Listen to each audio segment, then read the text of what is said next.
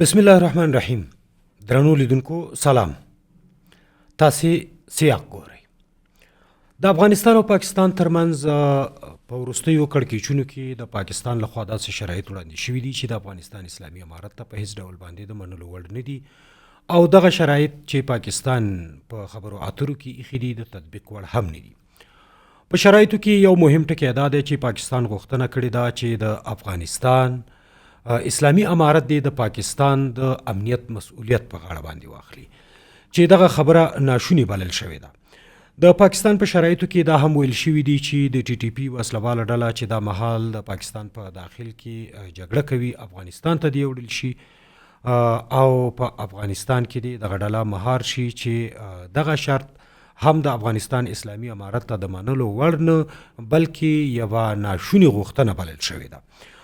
بل خوا د پاکستان لخوا د جنگي پروژو او جنگي لوبو د اخیستلو په اړه باندې هم بحث شوی دی چې دغه مسله سیمې ته رسوا شوې ده او د سیمې هیوادونه هم په دې باندې پوه دي چې پاکستان د دغسې پروژو د اخیستلو هڅه همیشه کړې ده. له پاکستان څخه غوښتنې دي چې رغنده سیاستونه پر مخ یوسي او په رغنده سیاستونو کې خپلې ګټې وټې ولټوي. د دغه مسایلو د بحث لپاره را سره په سټوډیو کې د کابل پوهنتون استاد پوهاند محمد اسماعیل یون شته دی او په یو په دغه مسایلو ورسره بحث کوو. یون صاحب تاسې ته هرکلی وایو. که د لومړۍ پوښتنې په توګه باندې مطرح کو چې پاکستان دغه غوښتنې څومره پر ځای دي، پاکستان کوم اهداف تعقیبوي او د دوی غوښتنې څومره د عملي کېدو وړ دي؟ بسم الله الرحمن الرحیم. اول خو اوس هیلې لږ پخې شوي او قوي شوي دي افغانانو، ځکه چې اوسني حکومت دا ډاډ پرې زیات شوی، باور پرې زیات شوی چې دوی په مذاکراتو کې د خپل ملي دریځ نه اسلامي دریځ نه راوړي. نو د مذاکراتو یو ده تجربه لري. د امریکایانو سره یې کلونه مذاکرات وکړل، بیا د دوحې تړون لاسلیک شو پاکستان سره. حتی هغه جزوي لفظي تېروتنې چې د خلکو تشویش ورته و هغه هم رفع شوې. نو هیات چې ده په دوحه کې هم خپل هغه تدبیر نه کار واخیست او بیا په استانبول کې چې د پاکستان کومه هیله وه هغه ترسره نه شوه. نو هیات چې و لا د پوخوالي پړاو ته ورسېده او هیله دا ده چې دا هیات چې ده د افغانستان ملي ګټې خوندي کړي او افغانان پرې لا باوري شوي دي چې انشاءالله چې پاکستان به شومو اهدافو ته نه رسېږي چې په جګړه کې ترلاسه نه کړه، خو اوس غواړي د مذاکراتو په میز کې ترلاسه کړي، له چل و فریب نه بروکراسۍ نه کار واخلي یا میرزایتوب نه چې دوی پکې پخوانۍ تجربه لري. نو خو له نیکه مرغه چې دوی په جرګه کې په مرکه کې مذاکره کې تجربه نه لري، مګر ځینې سیاسي چلونه یې زده دي چې تېرویستنې کولی شي، هغه کې لفاظان ورسره دي، میرزایان ورسره دي، هغه دوی کوي دا کار. اندېښنې څه دي تاسو چې جګړې ګواښ کوي؟ جګړه چې هغه بېلابېلو سیټونو ته چې جګړې شوي هغه کې زه خپل اکثره وخت د بېلابېلو هېوادونو ترمنځ دغسې جګړې راځي، موږ خپله علاقه لرو چې دا وڅکو چې دې کې ضایعات او تلفات د چا زیات دي. په تېره جګړه کې پاکستان نظامي تلفات ډېر زیات و، درېیمه برخه د افغانانو او 2 برخې دوی وو. نو بیا هم که جګړه وسي زیان یې دوی ته ډېر زیات ده. پاکستان په داسې پوزیشن کې نه ده چې دا جګړه ډېره وغځوي. مثلا اوس هسې د شرم یو پوزه ځان ته جوړوي چې بیا په دې کې د اوربند خبره دوام پیدا کړي. نو خو طبعا که جګړه غځېږي زیان شته دواړو خواو ته ده، پاکستان ته به ډېري. بیا موږ د مشکل دا کېدای سي موږ ته خپل لاس په خوله کې راکړی ښکته پښتانه چې دي په جګړه کې به هغوی هم ډېر متضرر شي. نو او افغانانو ته به څه زیان ورسېږي، خو روحیه ملي روحیه ملي جذبه احساس به دا به پیاوړی شي، د پاکستان په مقابل کې به حساسیت زیات شي او هر کله چې افغانستان بیا مټ او بازو ډېر قوي شو کېدای شي خپل غچ بیا واخلي. او په مجموعي ډول باندې د دې جګړې ضایعات چې موږ تېرې جګړې ګورو، د پاکستان 30 میلیونه ډالر شاوخوا کې مګر د جګړې په محدودو شپږو ورځو کې او د افغانستان 45 میلیونه ډالر ضایعات چې وو، مالي زیانونه. بیا د پاکستان د پوځ تلفات چې وو هغه 3 چنده وو د افغانانو څخه.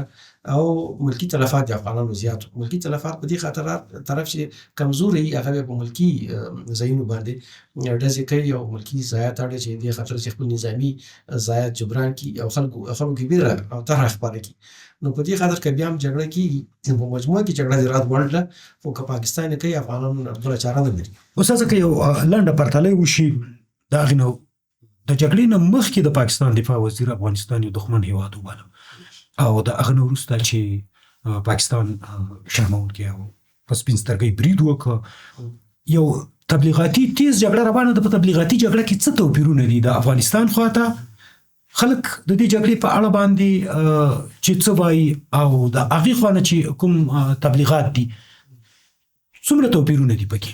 او اول خو د پاکستان جوړښت چې د پوز دې کې دفاع وزیر چې د یو سکرټر حیثیت لري ډېر زیات قوي رول نه لري د پوز مشر چې دا هغه مثلا واکه غسره ده پوزي حکومت هم کچ اعلاني مغیر اعلاني او ملکی حکومت هم د تر چتر لاندې فعالیت کوي نو دا لفاظي چې دا د کمزور خلکو کار دا اکثر وخت قوي خلک چې دا په دنیا کې لفاظي نه کوي. تاسو ګورئ امریکایان چې د کوم ځای باندې برید کوي دغه چیرې نه وایي نو دی چې و اول لفاظي پړاو بیا دویم ګام کې د تصور کو چې افغانان به د چټک بدلون نه خي نو ځکه هغه لفاظي وکړه او دښمنی خو دې څه چې دی کله کله دونه ساده دي چې خپل ځل خبره پټول هم نشي په سیاست کې خلک پټي خو دې بیا د افغانانو سره د تاریخي دښمنی لري نو دا خبره دې له خلې شي راوځي نو دا معنا دا شته کدي ضرور شي دغه د خلیو دي ځل خبره بیا وده خو د خدای فضل د چې زور نه رسیږي بیا چې د عمله وکړه د فکر کو چې افغانستان کې به هغه هدف چې دی په پام کې نیول بیا په دنیا ته وخی چې ګوره موږ چې کوم برید کړی دغه د هدف مشتل دی ثبوت ده هغه ثبوت مونږ نشو په ډیپلوماسي کې ډیره زیاته صدمه وکړه او بیا د فکر نه کو چې په سلیر ساتونو کې به افغانان چې دي ل بریکوډ نه نیول بیا تر بارامچی پورې دومره چټک بدلون وخی او دې تقریبا په لسګونو پوسټو باندې هم زمانه برید وشي د په دې برخه کې ډیر سپجیر دي ځکه چې د په دې پوسټو کې چې په دې کرخه باندې جوړ کړي دي کې هر پوسټ کې لس 15 کسان دي هغه هم څه پروسخته دي چې تجربه نه لري نو افغانان چې اوس په جنگ کې تجربه لري د دې پوسټو والو ټاکول ډیر اسانه او نتیجه یې ورکړه نو او بل څه خبرګون دی پاوی او کلو کې نو قتل نو د په پوسټ ډګر کې هم ډیر زیانمن شول او حیثیت چې وو چې ته کله داوا لري چې دنیا شپږم پوز په هندستان سره به جګړه وکړه سره د پاکستان په ټول تاریخ کې کومه مهمه جګړه چې دا غړند غټلې خو افغانانو د دې فکر کاوه چې دا جګړه ځپل هیواد دی دوم نظر بده اکثر عمل نه خي او دا خو نو د هلي بچی ته غټي خودل دا دغه د افغانان ټول عمر طبيعتا د دې لپاره برابر دي چې کوم تصور استاد محترم د پاکستان د تبلیغاتو خبره مو را شروع کړې وه هغه خلک چې په پاکستان کې خبرې کوي او هغوی چې چوپ پاتې دي د پاکستان ولس څومره با خبره دی چې پاکستان څه غواړي په دغه ناستو هغه خو د رسنۍ چې دي هغه د پوز پلاس کې دي د مذهبي ګوندونه چې دي یو ځای شمېر د پوز پلاس کې دي ځینې ملکان او خانان په بیه اخیستي ځینې تحصیل کړي اشخاص ته ځینې پښتانه چې عام مطبوعاتو کې اوس د ګل خانان لقب ورکړل شوی دا ټول د پوز پلاس کې دا راکي نو رسنۍ چې دي د پوز لخوا هدایت ورته ورکړل کېږي هماغسې خپل ځان یاري د افغانستان په ضد غواړي چې زهر وپاشي او د تبلیغات وکړي عام ولس خو محکوم دی محروم دی نه یوازې عام ولس محروم دی بلکې حتی د قدرت مدعیان چې موږ د پاکستان تاریخ ته ګورو ذوالفقار علي بوټو چې د صدر اعظم او بیا غوونی دی پوزیانو بیا پانسي ک بیا بنظیر په قانون په زندان کې واچول بیا هغه سرنوشت باندې اخته شو بیا د خاوند آصف زرداری د په زندان کې قانون پروت بیا روس جمهور رئیس بیا ورته خطر شته محکمه کې ورته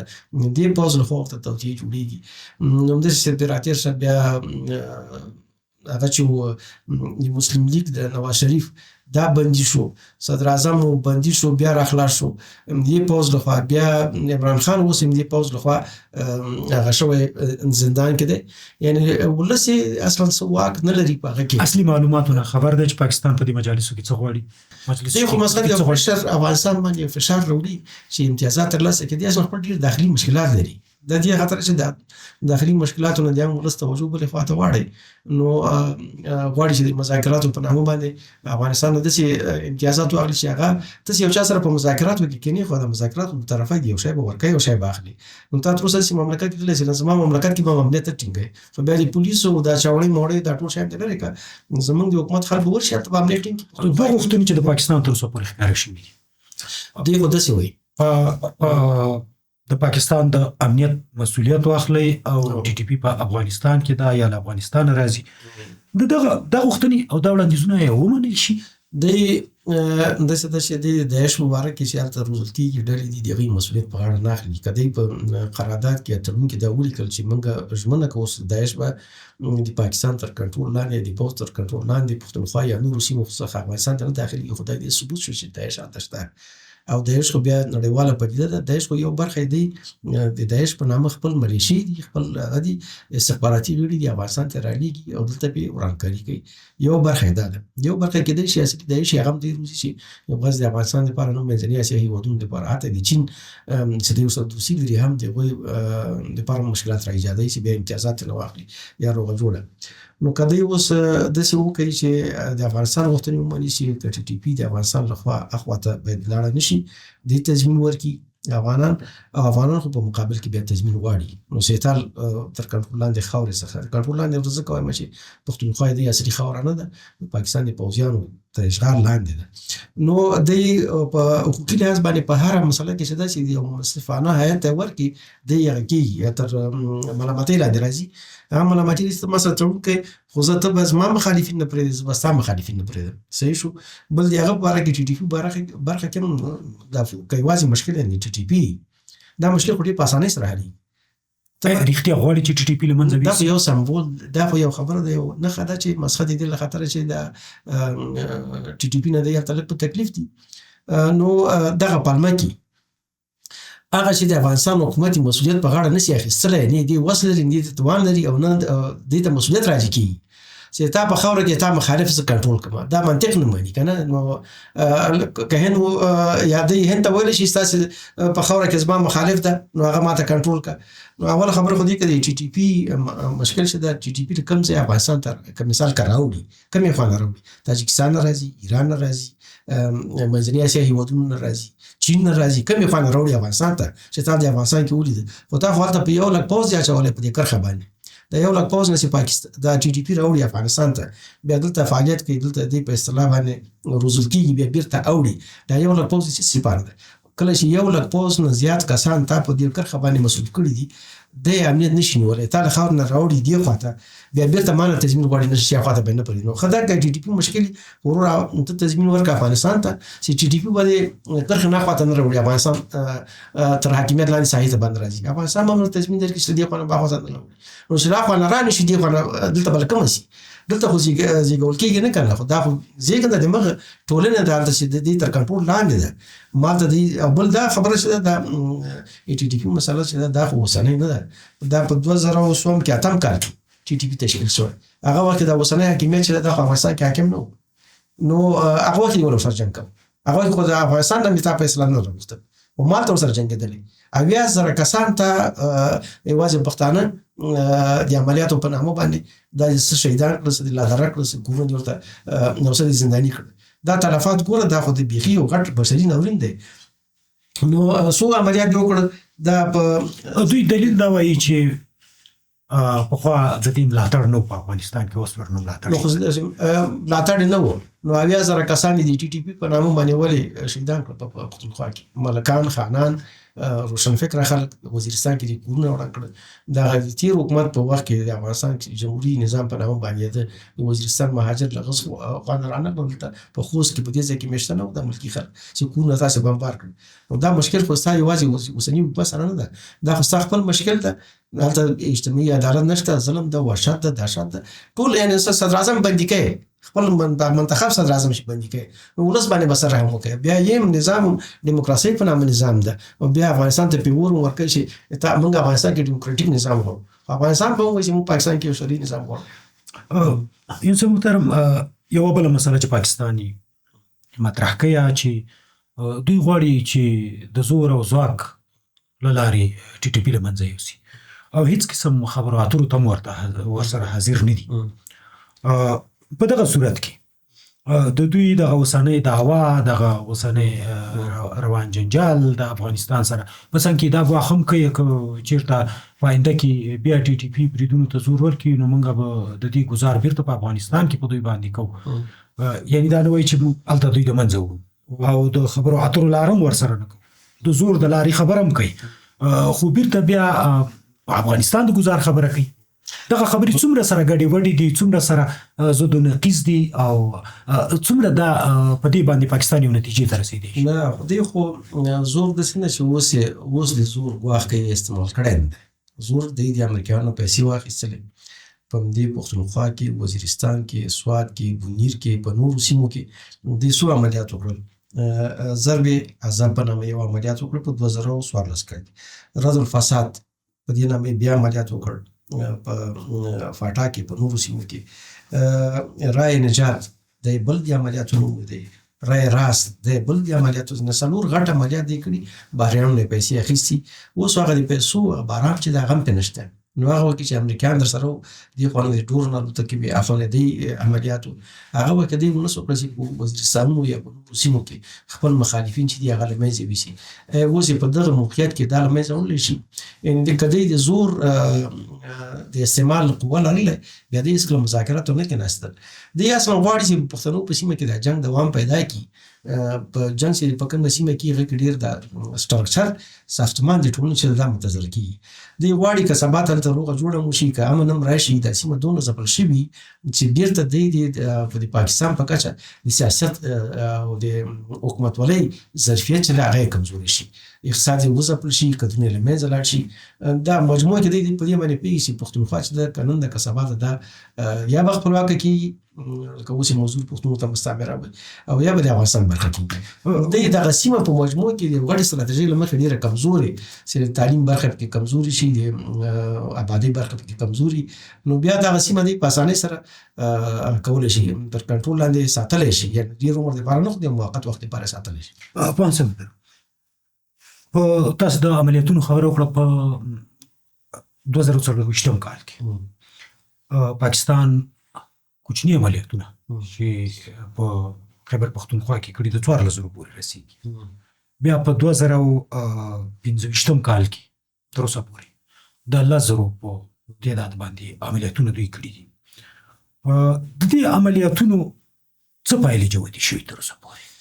نه خو پایلې دا دي چې یو خو دی خپل زور دې هدف ما ورته وویل چې دی د سیمې ځپنه ده اصلا، او خو په مقابل کې دی زیات برید نه 4,000 عملیات کوي. 4,000 عملیات کې به مخالفین څومره وي داسې به سړی تصور کوي. 4,000 عملیات کوي ته خو به په یو پوځي مرکز کې یو چوڼۍ باندې به کوي یا د مخالفینو پر راټولېدو ځای به یې کوي. نو د هغوی تعداد به څومره وي؟ نو ستا وسلوال مخالفین به څومره دي؟ دا عملیات چې دی کوي دا خو لږ تر لږه که موږ 2 ضریب ورکړو نو 50,000 وسلوال به دی مخالف شي هلته جنګېږي. نو او که لږ دې نه هم ضریب زیات کړو دا خو د 100,000 کسانو په مقابل کې ته هلته ولاړې جنګېږي. نو هغه 100,000 کسان چې ستا په مقابل کې جنګېږي د هغوی خپل خپلوان عزیزان کور کلی شته که نه؟ که هغه موږ بیا ضریب لس کړو دا خو په لکونو په میلیونو خلک ستا په مقابل کې ولاړ دي. نو اصلي واقعیت دا ده د مخالفت شته، دلته د ولس په کچه مخالفت شته، وسلوال مخالفت د ټي ټي پي په وجود کې شته، او مدني مخالفت چې د پی ټي د ټي ټي پي په وړاندې د پاکستان د روانې جګړې ترڅنګ نور هدفونه نه تعقیبوي. داسې اوازې هم شته چې د ټي ټي پي کې خپله یو شمېر خلک چې دي، یو شمېر خلک د پاکستان مخالف، یو شمېر خلک بیا د ټي ټي پي په نامه باندې روزلي چې د هغوی تر چتر لاندې د هغوی تر عنوان لاندې عامه مدني پښتانه چې دي، عام خلک چې دي هغوی ته صدمه ورسوي او بیا د ټي ټي پي نوم پې هغه کړي بدنام کړي. حتی داسې تصور هم و چې د پښتون ژغورنې غورځنګ ډېر مخکښ مشران چې دي هغه ووژني، بیا یې واړوي په ټي ټي پي باندې او د پښتنو تر منځ یو اخ و ډب جوړ کړي او د دایمي دښمني د پښتنو تر منځ وکړل شي. هغه مزګړي په دې منځ کې خبر شو د جي ټي پي مشرانو سره او پی ټي ایم مشرانو سره خبرې وشولې چې ګوري دغسې یو توطیه روانه چې تاسې دواړه په دې توطیه کې راښکېل نه شئ. نو پاکستان ایس آی چې دا توطیه هم لري چې د ټي ټي پي د وسلوالو او د مدني فعالانو د پښتانه چې دي چې هغه عدم تشدد باندې باور لري او مبارزه روانه کړې مدني حقوق غواړي دې ترمنځ یو غټ ټکر رامنځته کړي او په دې ټکر کې بیا به د پښتنو ترمنځ دښمني ګټه بیانده کړي دې ته رسېدلي دي. هر اهداف چې دي نه یوازې په افغانستان کې بې ثباتي غواړي یو کمزوری حکومت غواړي او په پښتونخوا کې دې تر چتر دې تر هغه لاندې چې واک لاندې هغه کې مدني ژوند نه غواړي. ټول عمر به هلته جنګ عیار کړي چې دا خلک د دې جوګه نه شي چې مرکزي حکومت نه صوبایي حکومتونو کې خپل اساسولي ولري او مرکزي حکومت کې خپل هغه مناسبه ونډه ولري. یعنې په دغه شکل باندې د پنجاب د استعمار یو غټه توطیه چې دغه روانه همدغه غدۍ چې جوړه شوې ده یا لوبه چې روانه ده د پاکستان خپله لوبه ده او که نه د بل چا دپاره یې کوي؟ دی خو د سیمې هېوادونو کې چې دي پروژې اخلي. خپله پاکستان چې دا د NGO ده د پوځ NGO ده یو انتفاعي یعنې جنګ په بیه اخلي غربیانو نه چې د هغوی اهدافو کې پخوا په سیمه کې پاکستان چې د امریکې ژاندارم حیثیت لري چې دا سیمه یې ورته په اجاره ورکوله چې دا ساره ما ته جاسوسي کوه رپوټونه راکوه بیا هغې په مقابل کې اقدام اخیستله. بیا د افغانستان جاسوس شروع شو د هغه چې وه خولۍ په غوړو کې ولیدله نو بس امریکې خپل اهداف لرل د روس د اشغال په مقابل کې هغوی د روس ماتې غوښتله او دا مهمه نه وه چې څومره افغانان شهیدان شي. افغانان خپل مجبوریت لري چې بهرنۍ په مقابل کې جګړه وکړي یا جهاد وکړي او پاکستان خپل اهداف لري. پاکستان دا د افغانستان جنګ تیوري چې وه جنرال اختر عبدالرحمن چې دی د ایس آی مشر بیا ضیاءالحق سره په یو ځای کې په هوایي سانحه کې ووژل شو. د دې طرحه دا وه چې افغانستان کې به چریکي جنګ دوام پیدا کړي چې د افغانستان کلي لاس په لاس شي افغانستان کمزوری شي. بیا که مجاهدین ینده کې کامیابېږي بریالي کېږي دوی به د دولت ظرفیت له لاسه ورکړی یو کمزوری حکومت به دوی به په خپلو زخمونو په جوړولو باندې مصروف شي موږ ته به یې پام نه وي. او که دا وسله د روسانو نه چې پاتې ده او د مجاهدینو دا انګېزه او بیا دا وسله دلته یو مرکزي قوي نظام جوړ شي خو بیا پاکستان ته هېڅ شی هم نه پاتې کېږي. نو پاکستان د افغانستان په جهاد کې خپل اهداف لرل افغانانو خپل مشکلات لرل او سیاسي مشرتابه چې و د مجاهدینو له نظامي څخه ډېر شاته پاتې و سیاسي تدبیر شاته و په دې خاطر دی بیا حکومت جوړ نه شو کړی افغانستان کې هغه جنګونه چې و د افغانستان شتمني 2000 فابریکې هغه وخت کې له منځه لاړې په تنظیمي جنګونو کې. بیا پاکستان بله توطیه دا وه چې جبل سراج تړون سره هماهنګ د روسي استخباراتو د پاکستان استخباراتو د امریکې استخباراتو داسې یو سیستم جوړ کړو چې دلته بیا د افغانستان کې یو اقلیت محور حکومت وي چې دا باثباته نظام رامنځته نه شي کړی.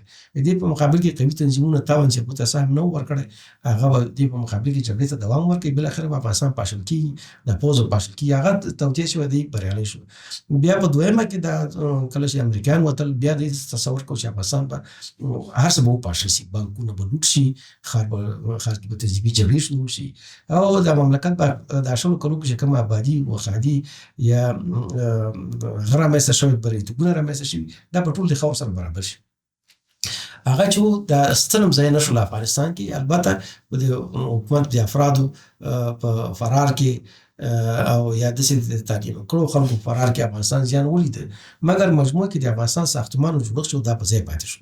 اوس نو دلته وسله هم شته انګېزه هم شته امکانات هم شته د سیستم روان ده دا سیستم ته څنګه چې نیمګړتیا نه لري پوره د انتقاد په ځینو ځایو کې د انتقاد وړ مسایل پکې شته ده خلکو ته پوره غواړي خو دوی دغه هغه ژوند چې داسې دا اوس په تدریجي ډول افغانستان د پرمختګ په حال کې د یو مستحکم مرکزي نظام رامنځته شوی دغه یې په زړه باوري.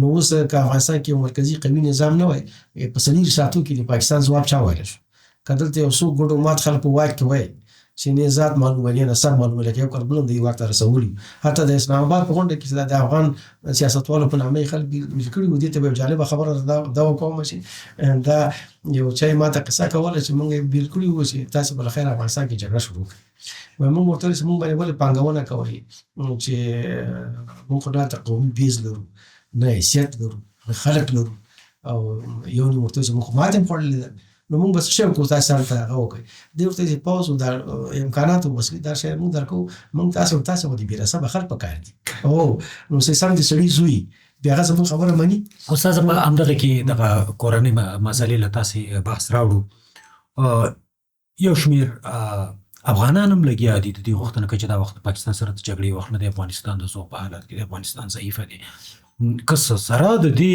چې افغانانو روحیه د هغه وسلې نه لوړه ده چې د هغوی په لاس کې ده.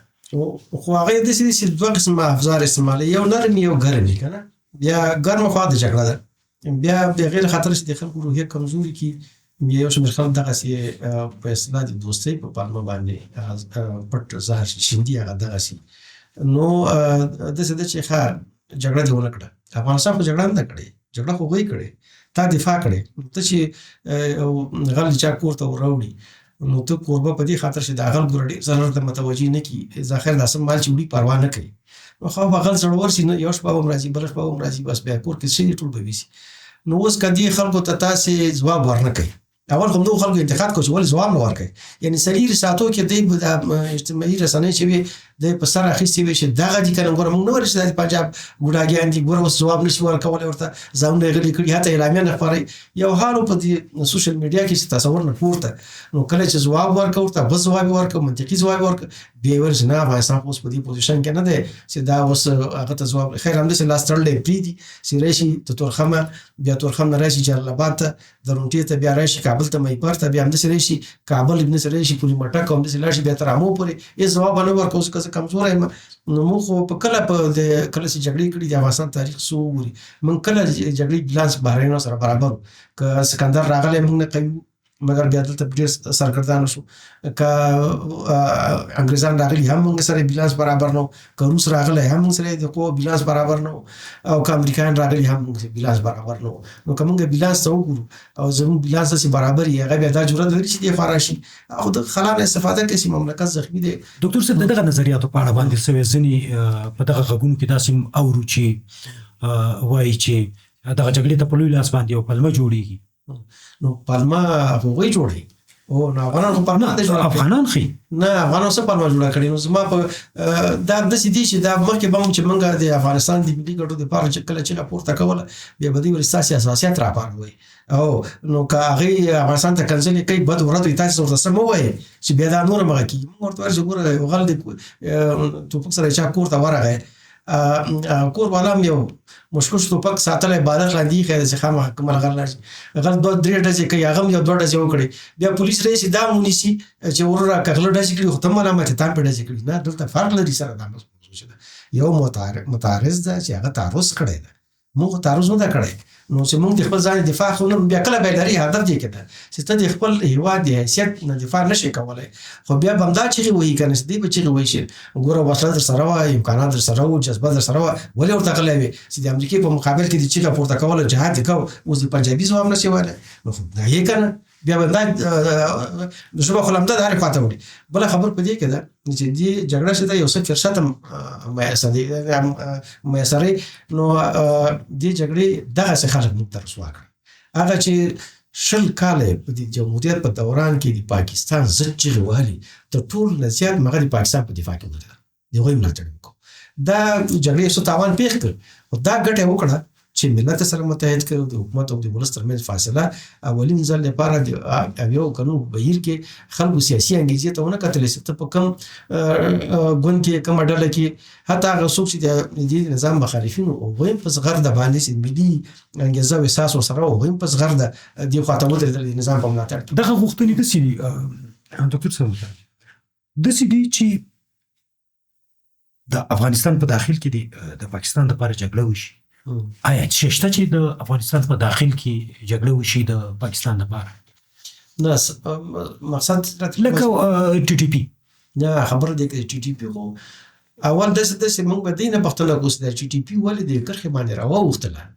تاسې دا لرئ چې د افغانستان کې شته، نو زه خو دا لرم چې تا پرېښې ده چې د افغانستان ته راوړي که نه. نو تا خو په کرښه خلک اچولي، عسکر دې اچولي، احسن تار دې تېر کړی، امریکې نه دې په $600 ملیونه اخیستي دي، NGO دې جوړه کړې وه، او دا د امریکایانو د چغې وهلې چې دا افغانستان هغه وخت کې انتقاد کوو چې پاکستان نه خلک راوړي دې خوا ته، نو راشه ما ته پیسې راکړه چې زه احسن تار تېر کړم چې خلک نه اخوا ووړي نه دې خوا ووړي.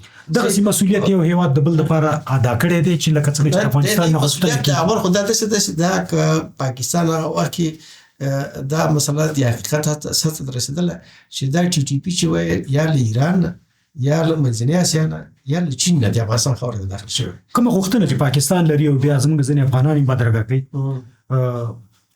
د پاکستان د امنیت مسؤلیت هغه مملکت خپل امنیت مسؤل په خپل دغسې پاکستان دغسې شوي دي نور په تاریخ کې په سیمه کې په نړۍ کې ځینې هېوادونه چې دوه اړخیز پروتوکول لري د امنیت د ټینګښت په خاطر څنګه به ما برید وشو ته به دفاع کوې که به تا برید وشي یو بل به تا سره هغه لرو د همکاري به کوو سره په دې پاکستان سره هېڅ تړون لرو موږ د خاور دعوه لرو او موږ پاکستان سره خو ډېر منازعات لرو موږ د پاکستان سره هېڅ امنیتي تړون نه لرو نو بله دا مسله چې دی دا خو په لکه د ون وی کې یو اړخیزه هغه ده یوه لاره موجوده ده چې ټي ټي پي افغانستان ته راوړي هغه د پاکستان بله لاره نشته هوایي راځي نه بیا دا مسله چې تړونونه چې کېږي دا دوه اړخیزي دواړه طرفه مسؤلیت لري ستا د هوایي کرښې نه له هوایي فضا نه افغانستان ته ډرون راوړو کې راځي صحیح شو او ته د هغه په مقابل کې رشوت اخلي امریکې نه پیسې اخلي زما فضايي حریم چې ده هغه اوس د امریکایانو د ډرون تر کنټرول لاندې ده یا د انحصار کوي د افغانستان کې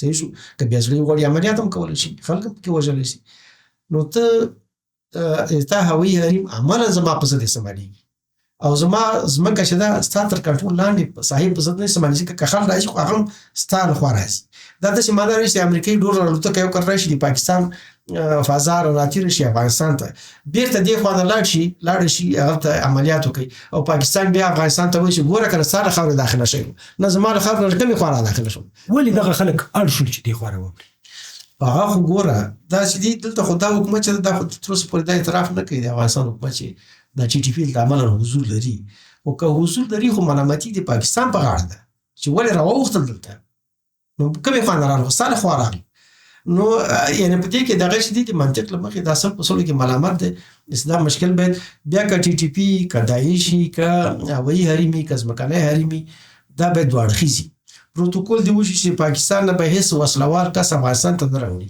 د پاکستان هوایي حریم به د افغانستان په ضد نه استعمالېږي پاکستان به د افغانستان سیاسي وسلوال یا ناوسلوالې ډلې په اسلام آباد کې په لاهور کې په پنډۍ کې نه کېنوي نو موږ به ورته کار وکړو مشکل به حل شي نو ته چې اوس که مثال افغانستان وغواړي چې بلوچو بېلتون پالو لښکر افغانستان کې سیاسي و نظامي خلک په کابل کې جرګه جوړه کړي او موږ تاسو غوندې خلکو ته وایي زه تاسې مېلمانه کوئ تاسې خو حکومت ناست دی نو دلته ووایي چې دی داسې وایي چې پاکستان کې باید داسې حکومت جوړ شي شرعي نظامي هر څه د شریعت مطابق وي نو پاکستان به دا مداخله نه ګڼي نو تاسې زموږ د الله خلو خړي چې نسب یې معلوم نه اسلام آباد کې راټول صحیح ته څه کارای چې زما د مملکت په باب بحث کوي چې دلته څه قسم نظام جوړ یعنې زموږ د نظام جوړونه د دې برخلیک خو د افغانانو په لاس کې ده اختلاف به هم لرو دې نظام سره هم خلکو اختلاف لري مخکې سره هم لري هر نظام سره خلک اختلاف او دا لومړی ظلم نه دی چې دا خلک نو ته پکې څه کارای چې موږ ته برخلیک ټاکي او یعنې موږ که بیا دا ووایو چې مثال په پنجابي باندې د هر شریعت تطبیق شي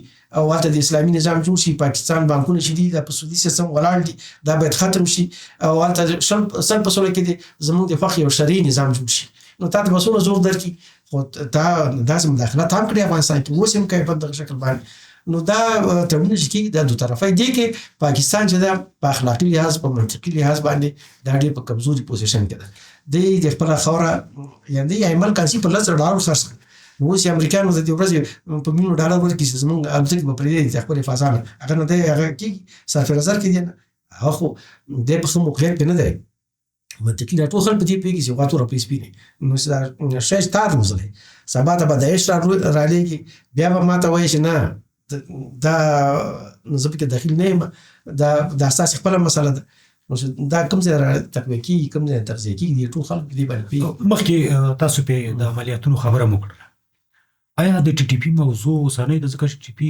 ډېر کلونه شو چې په پاکستان کې جګړه شروع کړې ده هلته لګیا دي د پاکستان د حکومت پر وړاندې او څو وار د دوی هغه مشران چې وژل شوي نور راغلي آیا د نن یا د همدغه وخت خبره ده چې دغه نظام راغلی دی په افغانستان کې نه دا خو ګوره ټي ټي پي چې ده دې موضوع خو 2008 کال نه د دې فعالیت شروع شوی مالته د دې تر کنټرول لاندې پښتونخوا کې چې دلته د ظلم کوو بیت الله مسعود حکیم الله مسعود دا د امریکایانو په زور باندې هلته په ډېرو نامتوب کې له منځه لاړ نه شول بیا د خبرو اترو هغه چې راغی هغه چې لطیف الله مسعود دا د خبرو دپاره راغی بیا دلته امریکایانو ونیو تضمین یې کړی و چې څه به نه وي چې دا جنجالان شي. د پاکستان تقاضا هم دا وه، د هغه مړی ژوندی سره لا درکه شو. نور ډېر مسایل دي چې دوی په دغه نامه د امریکې نه پیسې نه اخیستل چې موږ قبایلي ساحه کې چې دا تروریزم ده، ترهګري ده او دا موږ سره کومک وکړي چې موږ دا له منځه یوسو. او هدف یې دا و چې ځینې ځایو کې دوی خپله مصنوعي جنګونه هم جوړ کړي وي.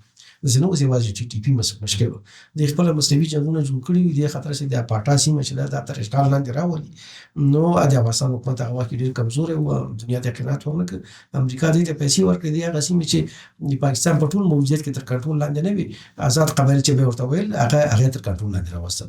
یعنې دې څو اړخیزه هغه لري، څو پلانونه لري، هم سیمه وځپه، هم سیمه تر کنټرول لاندې راوړه، هم دنیا ته ځان د ترهګرۍ قرباني وښیه، هم ترهګر وروزه، هم یې په روزنه کې پیسې واخله دنیا نه، هم یې بېرته په ړنګونه کې پیسې واخله دنیا نه. نو دا څو اړخیز چلونه چې دا وروسته د منطق خواندان پرې پوهېږي، نور سیار څومره چلونه وکړي. اوس دا مسله چې ده نور اوټ ته رسېدلې خلک پرې پوهېږي که نه چې وړو کې څومره شګه ده. پوهان صاحب تاسې چې کومه مسله مخکې یاده کړله، آیا د سیمې نور هیوادونه د پاکستان د دې ادعا ملاتړ کوي یا تر اوسه پورې کړی دی؟ د پاکستان دا ډول ادعاوې د وخته نه همداسې جریان لري. نو اوس خو دا په سیمه کې یوازې پاتې دغه چین چې ده، چې دوی سره ډېر غټ ستراتیژیک هغه لري، د همکارۍ اقتصادي تړونونه لري، هغه هم پرې اوس شکمن دی. ځکه چې په تبت کې هم دی هغه روسي ځینې ډلې روزي. نو نور خو داسې هېوادونه پاتې نه دي. عربان چې دي هغه د دین په نامه کله کله چې موږ تاسې نه دفاع کوو، نو هغه کله تیر باسي، کله پیسې چې بودیجې کسر ولري هغې نه پیسې کله قرض کړي، کله IMF ته هغه نه پیسې واخلي. اوس په نړۍ کې داسې کوم ګاونډیان چې دي دی چې هغه ورسره ځمکنی هغه لري، مثال یا کرښې ورسره لري یا سرحد ورسره لري، هغه ټول سره دی مخالف دي. نو غټ هغې چې دا هندوستان ده، بیا د هندوستان ټس کې هغې باندې زور نه رسېږي، دلته افغانستان باندې بیا بلوسي پلمې جوړوي او ورته مداخله کوي. ستاسې په نظر باندې که نړۍ په دې مسایلو باندې وغږېږي یا دې ته اهمیت ورکړي د افغانستان او د پاکستان دغه ترمنځ جګړې ته، نو ستاسو په نظر دریځونه به څه وي؟ اوس خو داسې پخوا چې پاکستان ته غرب ته یو څه ارزښت لرل، دلته د شوروي یعنې نفوذ ساحه غوښتل هغوی کنټرول کړي. اوس چې ده هغه پاکستان هغه ژاندارم رول نه شي لوبولی، او بل افغانان چې دي مستقیما اوس غرب سره دنیا سره په سیاسي لحاظ باندې په تماس کې دي، که په رسمیت یې نه پېژني. دفتر شته په قطر کې، هر خارجي غربي هېواد سره دی تماس لري د افغانستان فعلي حکومت. نو ضرورت نشته غرب یو کار پاکستان لري افغانستان بیا مطالعه کړي. هغوی خپل هلته راغله، افغانستان یې وکتل، د افغانستان ارزښت، حیثیت، مقاومت او دا ټول شیان خبر شو. اوس هغوی د پاکستان له زاویې نه افغانستان نه مطالعه کوي. یوازې عربي نړۍ ده چې افغانانو ته پکار ده چې عربي نړۍ سره تماس ونیسي چې د پاکستان منافقت ورته څرګند کړي. دا NGO چې وه، دا کومې پروژې چې دوی ډیزاینولې د عقیدې په نامه، د جهاد په نامه، هغه دوران نور ختم شو. هغه کې غربي نړۍ مو سره ولاړه وه، عربي نړۍ مو سره ولاړه. بیا به هغه پیسو باندې دوی خپل کار کوه، افغانانو ته به یو ډېره کمه برخه ورکوله چې مسخت جنګ دوام پیدا کړي. هغه شی اوس هغه انګېزه یا توطیه یا هغه شی سیستم اوس نشته. نو نړۍ ورسره کومک نه کوي، دوی به په خپلو مصارفو باندې دوی نه غواړي چې جنګ دوام پیدا کړي، ونې ورکولی شي. ځکه یو قرضدار سړی چې په کلي کې هم چا سره جنګ نشي کولی. د نړۍ کومه پروژه نشته، داسې غټه پروژه نشته. او دوی کوشش کوي چې داعش پروژه داعش ټایټل استعمال کړي، خلک وروزي، د افغانستان شرقي برخې دا متاثره کړي، بیا همداسې منځنۍ اسیا ته بیا غربیانو ته ووایي چې موږ روس متضرره کوو، د روس په مقابل کې بله جبهه جوړوو، منځنۍ اسیا هېوادونه بې ثباته کوو چې روس د اوکراین نه دلته ډېر مصروف شي. دا د یو بله ستراتیژیکه پروژه ده، که په دې کې کامیاب شي بیا نو دوی مشکلات پیدا کوي. د سیمې هېوادونه آیا په دې باندې نه پوهېږي؟ د سیمې هېوادونه پوهېږي، دا اوس خو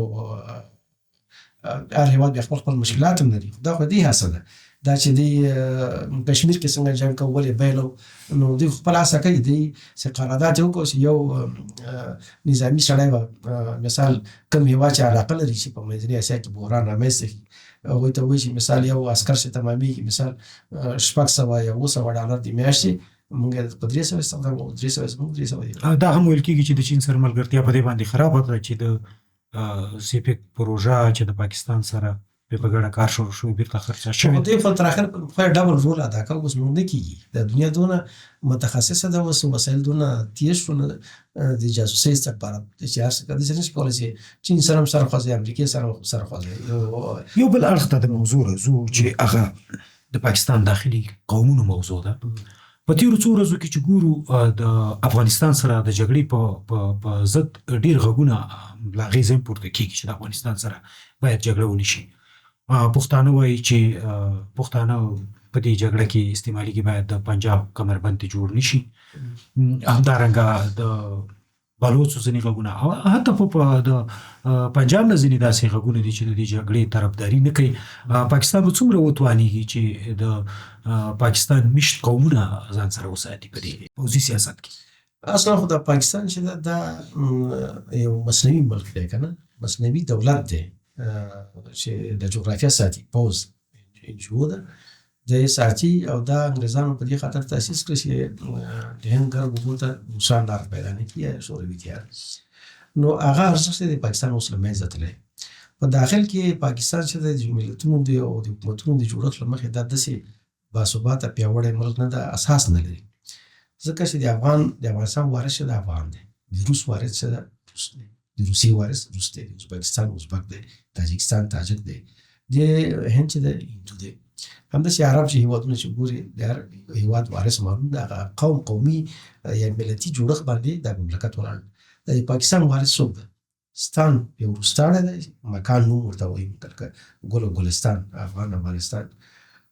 افغانستان نه چې موږ ستان لري ملت پاتې کېږي افغان. د پاکستان نه چې ستان لري پاتې کېږي پاک. دا څوک دی؟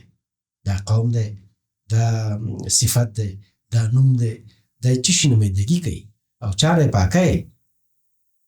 او نو دا بیخ نه لري، بنسټ نه لري. نو دا جوړ شوی د یو خاص ضرورت په خاطر جوړ شوی، هغه ضرورت چې د مصرفه ده، هغه ضرورت رافع شوی. نو اوس پوځ کوشش کوي چې دې ته دوام ورکړي او دا په داخلي نارضایتي چې د دې سبب کیږي دا وپاشل شي. ما مخکې نو مرکه کې ویل کړی چې ما دا خبره کړې و، دغه معلوم ده چې باید ورسول شي. په چین کې د پاکستان جمهور رئیس د آصف زرداری د ویل د سره موږ رسمي مذاکرات لرل، هغه خلاص شو. بیا کوټه کې ماته ویل چې یو خبره کوم، داسې ورځ به راشي چې موږ د پاکستان جنجال خلاص شو.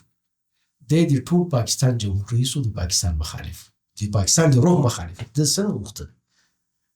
نو کله چې یو سړی د ملک جمهور رئیس دی په خپل ملک باندې بې باوره وي، او دا ګوره دواړه ژوندي دي، اوس دا کولی شي چې دا استخبارات ووایي چې دا خبره زما دروغ ده که رښتیا.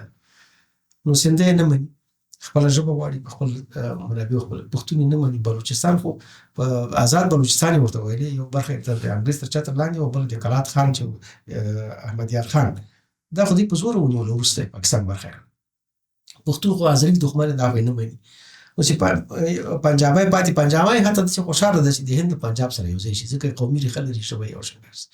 نو داسې ملک چې دا په زوره دی، پوځ په زور جوړ کړی، که دا پوځ چې چا سره په جګړه اخته شي متلاشي شي، دا به څوک ساتي؟ افغانستان کې ګوره موږ څو کرته د پوځي هغه چې ساختار ټول منځ راغی، مګر ملت ویې ساته. د مشر ملا خبره مې یو وخت وه چې ما په 2018 کال کې رسنیو ته وویل چې افغانستان چې دا ملت ده، افغان ساتي که حکومت له منځه لاړ شي، ملت ته بیرته ژوند. د پاکستان کورنۍ چارو وزیر ته توصیه وکړه چې ته د حکومت وساته، ځکه ته ملت نه یې. که حکومت دې ختم شو پاکستان بیا نشته. او نو هغه یو تاریخي خبره وه، په ساده الفاظو کې ورته وکړه چې زموږ حکومتونه ړنګ شي وشو که نه، هغه بیا هم ړنګ شو، مګر ملت بیرته. استاد صاحب د دې خبرو سره سره د ډیورنډ موضوع مطرح کېږي. ځینې داسې څرګندونې دي چې که دا هڅې او دا جګړې د دې لپاره وي چې افغانان ډیورنډ ترلاسه کړي، نو دا یې وخت نه دی. بیا اخواته د پاکستانیانو ادعا هم دا دي چې دا کوشش د دې لپاره دی چې د ډیورنډ کرښې په مقابل کې او یا د هغې د نه منلو په خاطر. خو په داسې حال کې چې برید د پاکستان د خوا شوی دی، او ستاسو مخکینۍ خبر په دفاعي حالت کې دی افغانستان. د ډیورنډ د کرښې په باره کې په ډېر بحثونه کېږي هر وخت، که نه، چې ځینې دا دلیل راوړي چې افغانستان باید اوس دا ادعا ونه کوي. افغانستان خو په داسې پوزیشن کې ده چې په اقتصادي سیاسي لحاظ یا نظامي لحاظ ډېر وخت ته ضرورت لري چې دا حق خپل ترلاسه کړي. مګر قباله چې ده یا وثیقه چې ده دا چاته نه ورکړه. یو شمېر خلک بیا په دې نظر دي چې د هغه د افغانستان د جوړښت او ماهیت مخالف دي. دلته په شلو کلونو کې ډېر غټ امتیازات لرل، هغه چې دا یو منل شوې مسله ده. ډیورنډ کرښه نړیواله هغه ده، نړیوال سرحد دی. پاکستان حق دی، دی پاکستان ډېر ګرم دی، دیګ نه صاحب شې ډېره ګرمه. نو دوی وایي چې دې کې باید موږ د حق دی، بس افغانستان باید هغه ونه کړي، دا په رسمیت بیا وایي چې په رسمیت وکړي. نو چې زما حق نه دی، ما نه پاکستان ولې غواړي؟ ډیورنډ کرښې په سر باندې پاکستان هندوستان کله باس کړی، پاکستان او چین کله باس کړی، پاکستان او ایران کله باس کړی. خو دا خو زما حق ده چې بار بار ته ما نه غواړي. 19 حکومتونو په 101 کلونو کې، په 1900 کې یوازې 3 حکومتونو ویلي چې موږ به د موقت وخت لپاره اخواته هغه نه کوو، خپل عسکر به نه لېږو. ځکه د 1919 کې 1921 کې افغانستان په قوي پوزیشن کې نه وی. په پنډۍ کې وویل شو چې هماغه کومه ساحه چې زموږ په لاس کې ده، انګریزان به زموږ په رسمیت وپېژني. انګریزانو دا کار وکړو، انګریزانو وویل ستاسې به نور نظامي پرمختګ اخواته نه کوئ. افغانستان په دې قوي پوزیشن کې نه و. افغانستان هیله لرله چې اول خپلواکي ترلاسه کړي، بیا وروسته دا مسله مطرح کړي. بیا په د افغانستان په حکومتونو کې سردار شاه محمود خان چې صدر اعظم و، په دې وخت کې افغانستان شورا رسما فیصله وکړه 18مې دورې 9مې دورې بخښنه غواړم چې موږ ډیورنډ کرښه په رسمیت نه پېژنو. بیا په 40مو کلونو کې وزیر صاحب محمود خان مومند تر مشرۍ باندې لویه جرګه جوړه شوه. نو ویې ویل چې موږ هغه قراردادونه چې د جبر او فشار ته په نتیجه کې رامنځته شوي هغه یو نه وو. هغه کې یو ډیورنډ کرښه ده، نه هم د سوبلې د افغانستان په رسمي جمهوریت کې جنترۍ کې دا درج کړه. نو هغه نه وروسته دا کال په کال امضا کېدله. د افغانستان لویه جرګې د افغانستان د ولس د افغان ملت د تمثیل یو هغه ده، بېلګه ده. نو مسله فیصله تمثیلوونکې ده. نو هغې دا خبره وکړه. نور بیا حکومتونه دې صلاحیت نه لري چې هغه رد کړي او تایید کړي. موږ دا نه وایو چې اوس دا سبا دې خپل هغه حقوق ترلاسه کړو، ځکه چې افغانستان ډېر قوت ته ضرورت لري، نړیوال هغه ته ضرورت لري، پرستیژ ته او همدارنګه اقتصاد ته. مګر حق هم دی.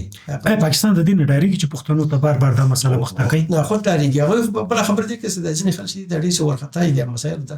هغوی ځینې داسې تصور کوي که چېرې لر و بر پښتانه سره یو ځای شي بیا خو شپېته اویا میلیونه خلک کېږي. دا به په دې کې ډېر غټ قوت وي. دا یو شمېر اقلیتونه د هغوی مدعیان چې بهرنیانو لمسولي وو، روسانو یا ایرانیانو، هغوی دا چغې ډېرې وي. بیا فکر کوي چې که دا سره یو ځای شو موږ بیا په دریاب کې ساس کوي چې بیا نه یو که نه. هغوی دغه زاویې نه دې مسلې ته ګوري چې زر زر د پاکستان ته دا مسله خاوره وبخښل شي. نو ته چې دا خاوره بخښې خو سبا ته به بل هم بخښې که نه. او بل د پاکستان هغه چې دا د ستراتیژۍ عمق چې دا هغه په دې نه خلاصه کېږي چې ته ډیورنډ کرښه ورسره په رسمیت وپېژنې، مشکل به شي. سبا به وایي د اوبو مشکل را سره حل کړه، یو څاڅکی اوبه به نه، تر هغه پورې ځمه، تر امو پورې ځمه، زما منځنۍ سطح لار راکړه، زما تر استعمار لاندې به یې بهرنی سیاست به دې زما یې. هغوی دا غوښتنې متواترې دي. موږ وایو چې دا غوښتنې په دغه ځای کې سټاپ شي. ته چې دعوه کوې په زموږ په جرګه کې، په مرکه کې، یو سړی ستا نه یو ناحقه یو شی غواړي چې ستا دغه حق نه ده، نو ته به دغه 2 چنده دعوه کوې. 2 چنده دعوه کوي په جرګه یا مرکه، تا منځنۍ هغه عادلانه حد ته راښکته کوي. نو اوس خبره دې کوي چې دا دعایه ده، دعوا هم نه ده، دعایه ده. نو زمونږ حق دی، مګر موږ ورسره فرصت کې په مناسب وخت کې ورسره پښتانه هم د لر او بر ټول په دې باندې خو سره همغږي نه دي. ځینې د دې طرفداره دي، ځینې طرفداره نه دي، ځینې وایي چې موږ هېڅ افغانستان نه غواړو. او هغه اول خو د بنو په جرګه وه، په هغه کې کله چې پاکستان جوړ شو 1939 دغه کلونو کې یو غټه جرګه د پښتنو جوړ شوه، د بنو جرګې. هغه د پښتنو د حقوقو مباحثه جرګه وه. باچا خان هم پکې وو، نور مشران پکې وو، صمد خان ته څه د پښتنو غټ مشران چې ټول پکې وو. هغوی ویل چې موږ یا آزاد پښتونستان غواړو یا افغانستان سره یو ځای کېږو او پاکستان نه. نو هغه غټه جرګه چې د مخالفینو په واس کې نه پوره دونه غټه جرګه جوړه کړي. بله خبره دې کوي چې موږ 2 هغه لرو، یا داوې لرو، داوې یا داعیې. یو قطع خاوره چې ده زموږ خاوره ده، د خاورې داول او بل د ولس داول. ولس بیا کله کله داسې چې کور کې یو سړی 5 شپږ ورونه، نو یو پکې غنم هم خرڅوي، کندو وهي ځي دوکاندار باندې، بل شی هم کوي. هغه د ټول کور د تمثیل هغه حق نه لري، یعنې دعوه نه لري. هغه کور هم خرڅوي، ته پټی هم خرڅوي په پټه باندې، مګر د خرڅانه حق نه لري. مګر د کور وارث بیا معلوم وي. د کور وارث هغه ده چې دا ټول ملت دی کور وارث. بل داسې یو 121 کاله کې دا ځینې کسان چې د انګریز تر چتر لاندې تر روزل شوي، بیا پاکستان جوړ شو 100 کاله کې. نو موږ بیا ضرورت لرو چې یو کار دا مسله ده چې همدغه زمان چې ده دا د افغانستان سره یو ځای شي، بیا ولس کې موږ ریفرنډم وکړو چې کومې خواته ځي کېږي. اوس هلته د پښتنو لپاره حتی داسې خبرې هم وړاندې کېږي چې آیا په دغه حالت کې چې افغانستان دی یا په دغه حالت چې د افغانستان شته حاکمیت دی چې د یو چا لور به ورکې سبق نشي ویلی، څوک به یو ښځه به پکې په دفتر کې کار نشي کولی یا نور مسایل دغسې ورته مطرح کېږي. په دغسې حالت کې مونږ باید د افغانستان سره هېڅکله یو ځای کېدو نه غواړو. دا خو داسې ده چې دا اشخاص موږ پېژنو، موږ په سوشل میډیا کې دا یادونه راغلې چې زه نو هغه لوی افغانستان سره څنګه یو ځای شم چې زما لور پکې تحصیل نشي کولی او زما مېرمن پکې بازار کې نشي ګرځېدلی، زما مادر کې نشي کېدلی.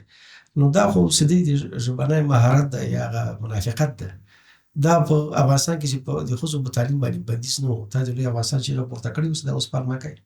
بل دا خو موقتي مسله ده، زموږ مدعا چې دا خو دایمي ده. افغانستان کې حکومتونه ځي راځي، حکومتونو سره به خلک اختلاف لري، حکومتونو په ځینو برخو کې بندیز لګوي، ځینو برخو کې به افراطي بندیزونه، ځینو برخو کې به افراطي ازادي. دا د لوی افغانستان دایي پروسه لري. نو لکه مخکې یو ملګري راسره ټوکولی، یو سړی و ږیره یې لرله، یو ښځې باندې مین و، هغې ویله چې والا ږیره یې ده او ږیره یې ده او نو ځکه سره واده نه کوم. هغه ویل که ږیره وخورې بیا به سره واده وکړې. نو اوس خبره دې کې ده چې که دا د نجونو تعلیم هغه شي هغه څوک چې تیم پېژني، زه یم پېژنم، نور یم پېژني، هغه چې په 2019 کال کې خو دغه حاکمیت نه و، دلته چې د ښځو تعلیم باندې ازادي وه، حتی ځینې ځای کې افراطي ازادي وه. هغه وخت کې ټاکلی د لوی افغانستان چیغه پورته کړه چې اوس را دا پالمه کوي. دا خو یو پالمه ده. نو دا هغه د داسې پالمې جوړول چې دي دا ډېر اسانه دي. نو کثافات مثال کې همدا خلک چې اوس دعوا کوي دا به سوشل میډیا کې ثبت شي چې که دا مشکل حل شو بیا به څه کوئ؟ بیا به ما سره توره واخلئ د پنجابي په مقابل کې. پوهاند صاحب، بېرته که د ترکیې خبرو اترو ته راوګرځېږو، یو سلسله موږ او تاسو شاهدان یو چې پاکستاني مشران، پاکستاني علما او پاکستاني سیاسیون دوی راغله کابل ته او دوی د اسلامي امارت د مشرانو سره، د رئیس الوزرا سره، د وزیرانو سره دوی مجالس ته د مجلسونه یې وکړل. د دغه مجلسونو نه بار بار چې میډیا ته کوم خبرونه راووت او کوم پې موږ ریپورټونه وکړو، دوی کومې څرګندولې وکړلې، دوی خوښي وښوده او د هغه مجالسو د ښه نتیجې تمه یې وښوده. خو په وروستیو کې دغه حالت یو دم ولې بدل شو؟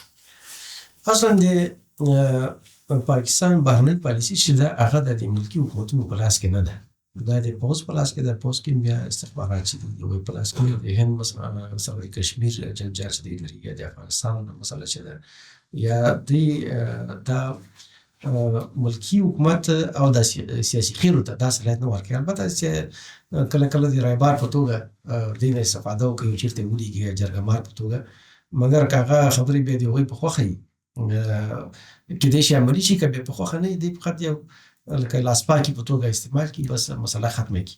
نو خبره غټه خبره کې چې په غټه دایره کې حساب هغوی قطعا باثباته قوي مرکزي نظام افغانستان کې نه غواړي او نه داسې نظام غواړي چې په خپله خاوره باندې بشپړ حاکمیت ولري، په خپلو طبیعي سرچینو حاکمیت ولري او ولس ته خدمات وړاندې کړي. افغانستان کې باید دایماً جنګي او دوی داسې فکر کوي چې که قوي افغانستان جوړ شي، اخواته قوي هندوستان دی، اخواته قوي افغانستان دی، بیا تر محاصرې لاندې دي. دوی د افغانستان طبیعي منابعو ته هم سترګې خړې کړي دي.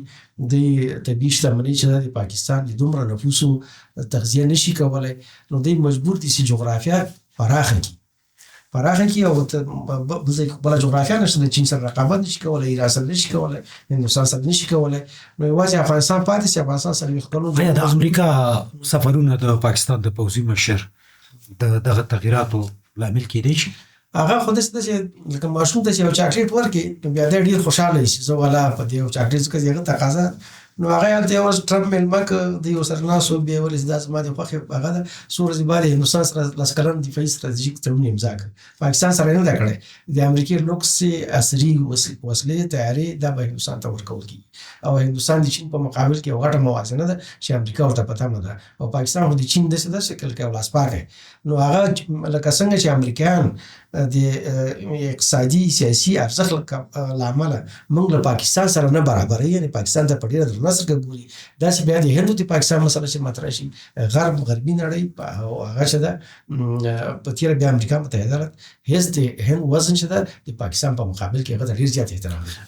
پوهاند صاحب د امریکا ولسمشر یو اخطار د باګرام د خبرو په تسلسل او د باګرام خبرې چې کله د بار بار یادولې نو په وروستیو کې د یو اخطار هم ورکړه چې یو بد حالت به رامنځته شي باګرام موږ ته تسلیم نه شي او اوس ځینې څرګندونې هم همدا دي چې هغه بد حالت ممکن همدا و چې پاکستان ته یې وویل چې ته وکړه خو دوی ونه شو کولی په دې کې هم ناکام شو.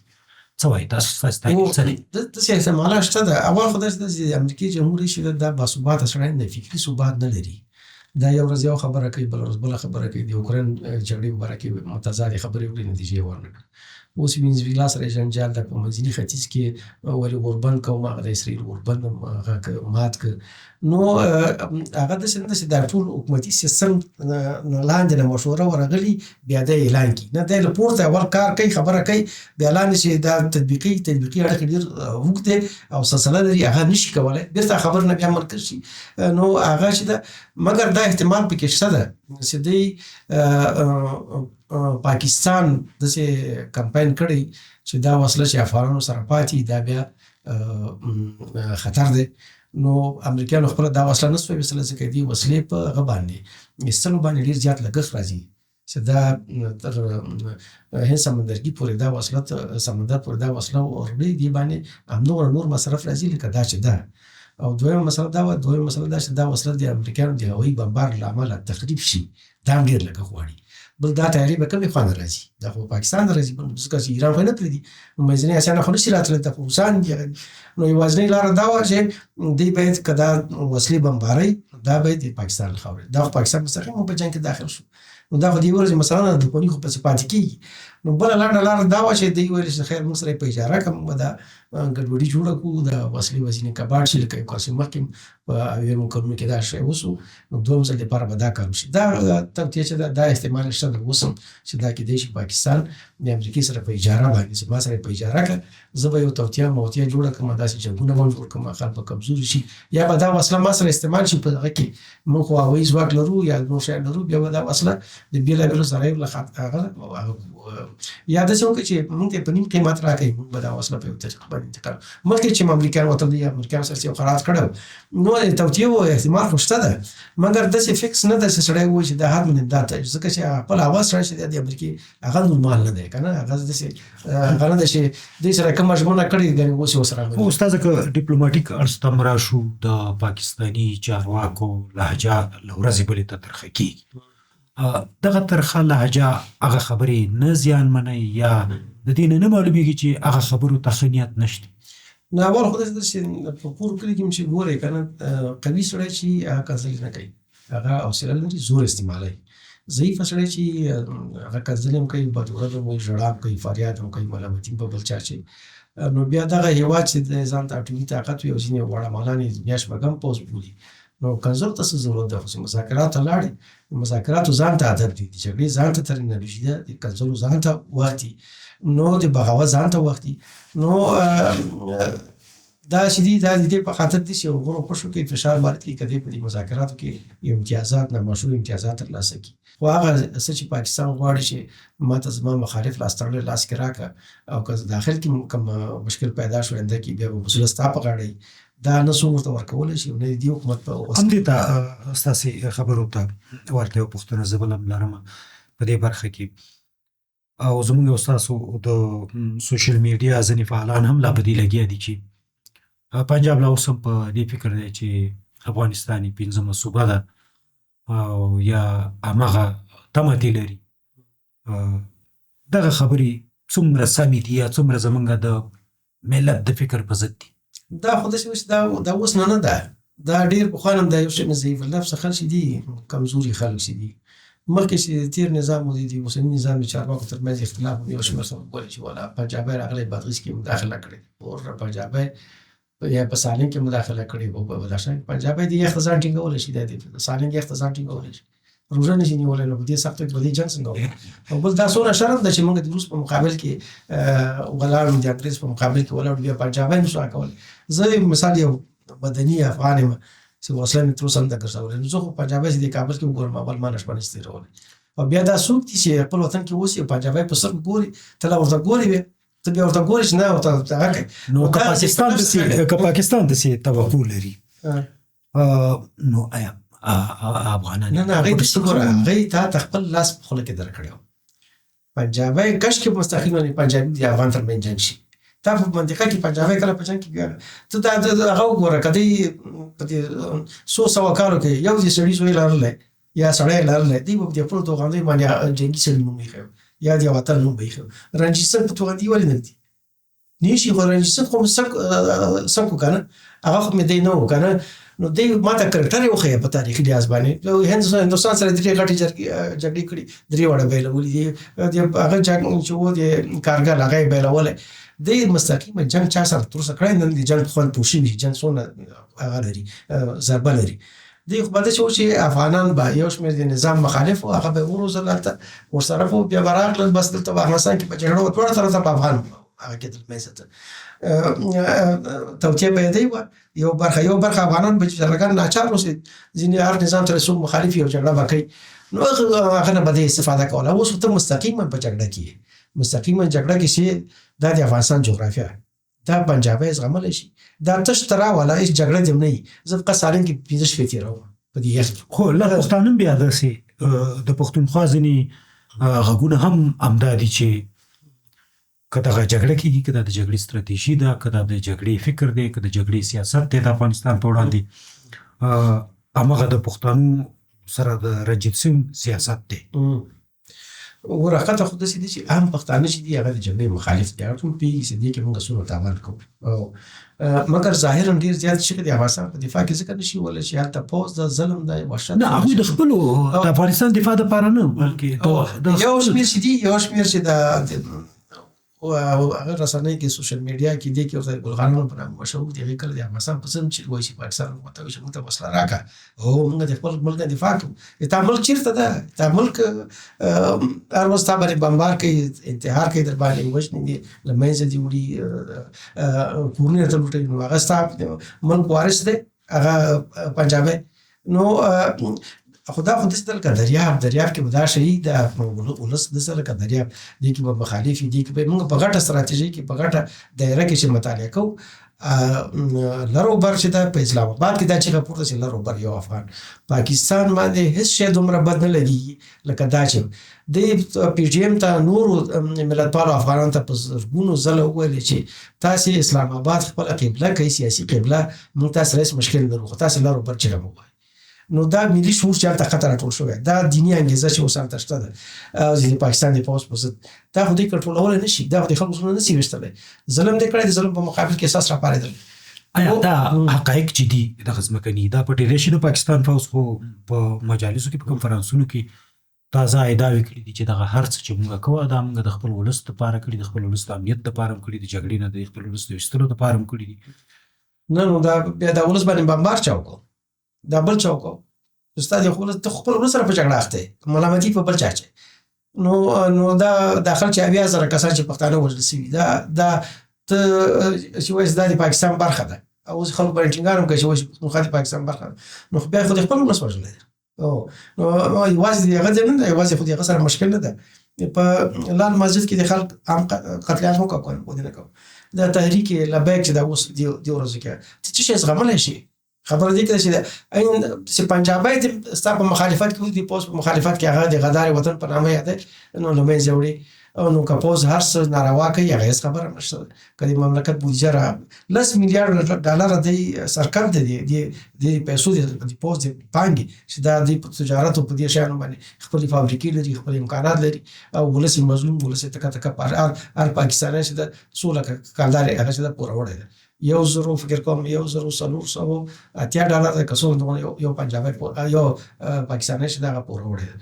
خرج په ټولو باندې تقسیمېږي، امتیاز سره یوازې پوځ ته ورځي. استاد صاحب ډېر تسلسل باندې زه پوښتنې لرم، ستاسې لنډ جوابونه غواړم. پاکستان سره خپل سیاسي حزبونه شته دي؟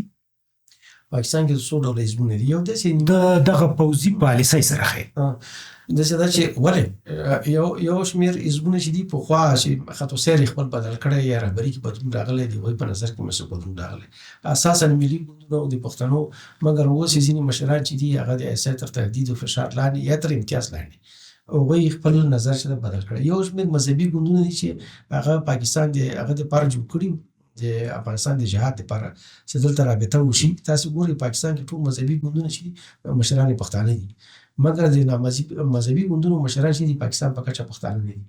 دا معنا لري چې دی هغه وخت کې دا پالیسي وه چې دا مذهبي ګوندونه جوړ کړه د حیثیت تر چتر لاندې، البته ټول نه، مګر یو زیات شمېر خلکو چې پخوا مذهبي ګوندونه او د هند او په ازادۍ کې ونډه لرله انګرېزانو، د هغوی خپل خط و سیر دا د مولانا فضل الرحمن پلار چې و دا خو په دغه شکل نه و لکه دی چې دی.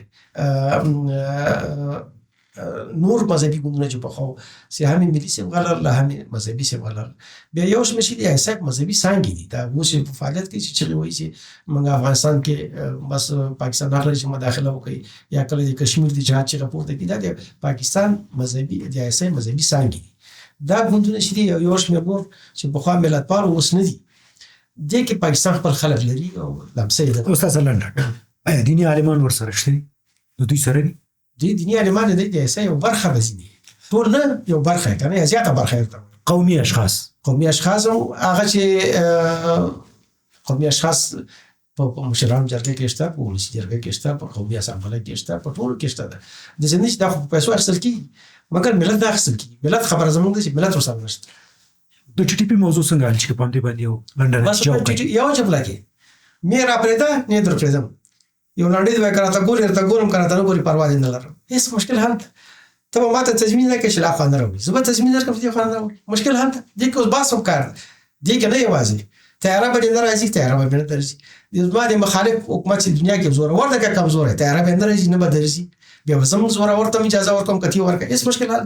بس دا خبره ده. بس که راته ګورې درته ګورم، که راته نه ګورې پروا دې نه لرم. ډېره مننه پوهاند صاحب. مننه کوم. درنو لیدونکو بحث تر همدې ځای و، تر بیا د الله په امان.